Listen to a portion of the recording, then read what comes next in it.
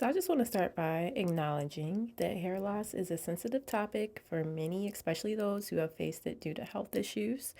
For me, shaving my head was a personal choice for empowerment and self expression. So, I'd love to share why it can be such a transformative experience. And so, that's what I want to discuss here. So, I wanted to talk about how, if you're in a dilemma about shaving your head, go ahead and do it. Plenty of benefits, but some of the things that I've noticed was that it helped me just feel empowered. Like right when I cut my hair off, I felt like I could like flip over a bus, and I was just like, it was such an empowering, can't even say words, empowering experience. And it kind of got me thinking of different ways that I could tap into my femininity. And so I found myself getting more into like flexibility and getting back into makeup because I used to always be interested in expressing myself through my makeup. Now, I ain't got no techniques or anything, but like, as you could tell, going off the dome here today. And yeah, it also big way of getting outside your comfort zone. Like if you're one of those people that hide behind your hair where no hair here. So if you want to like feel more confident in yourself and just have like this different feeling of self-acceptance and strength and courage, definitely consider it. It also in the spiritual aspect of things, it's like a symbol of just a new beginning. Um, Previously, over the course of this year, a lot of emotional stuff going on, but towards the end here, I already was feeling kind of like a different person from the beginning of the year. So this was just like an extra done with all the previous things, and now we're stepping into new hair who this.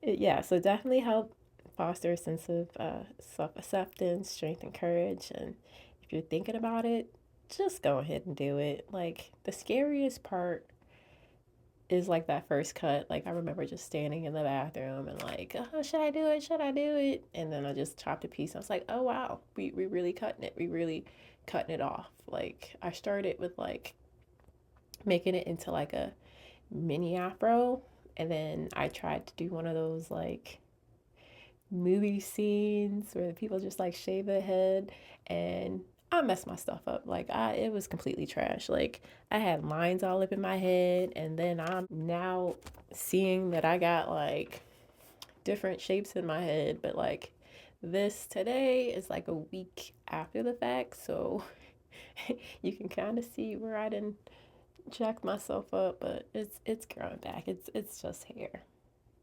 And yeah, I just felt like it was like a self initiation into like this new chapter of healing, and definitely digging it. I feel good. I still feel good. Even as I read this in like my dry monotone, just know I'm smiling on the end of this camera. And also it helped me get back into just this. Like I've created videos before and never shared them. And so I'm like, if I can shave off my head, I can make a video and put myself more out there, because that's what I keep hearing. Put yourself more out there. People want to hear your thoughts and things. And so I thought I'd share a couple today.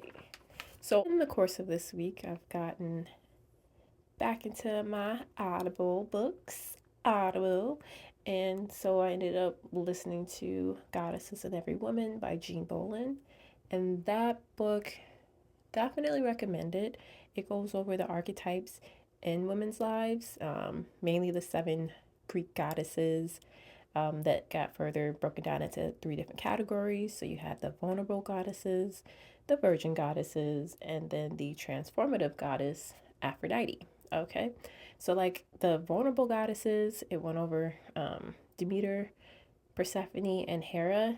And vulnerable goddesses are just goddesses that um, express themselves, express their needs for connection and love, and they were relational goddess. So if you know about like Persephone, going into the underworld. Demeter was her mother, and then Hera, I believe she was married to Zeus, if I remember that correctly, and he was just doing her dirty. And then you have the virgin goddesses, which were goddesses that were more so independent and self sufficient, and they prioritized their inner life and individuality. So, like, you had Athena, Artemis, and Hestia.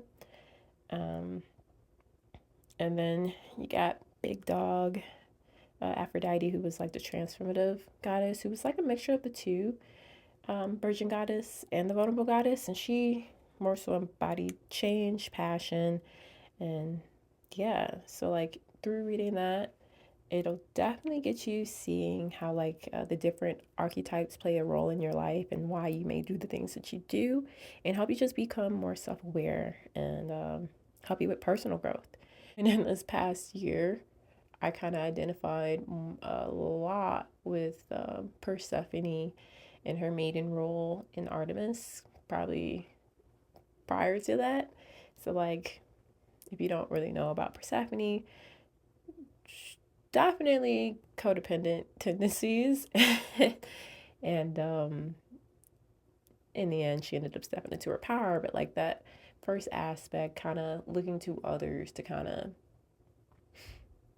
um, make up her personality, she was kind of going with the flow a bit too much and a bit not standing in her power.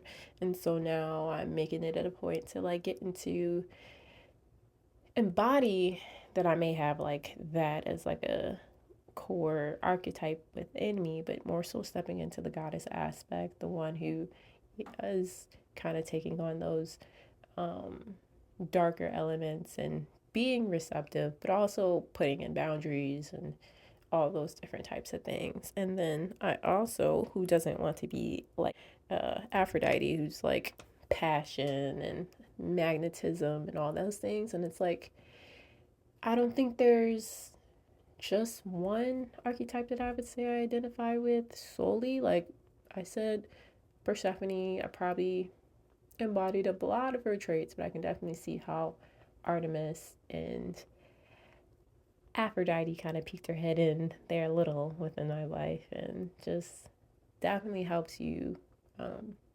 become more introspective and kind of see where you have areas of opportunity within your life as well as your stronger suits.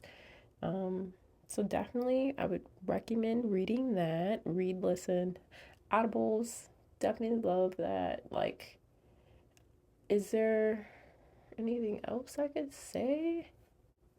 Ooh, for sure wanted to tell you this lip here is amazing.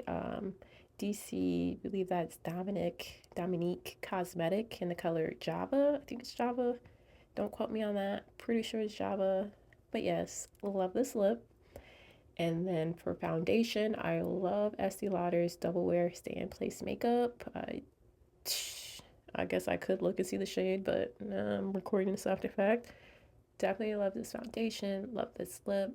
And I wanted to go for like a fall look. So that's what you see here. Mainly like a orange and red.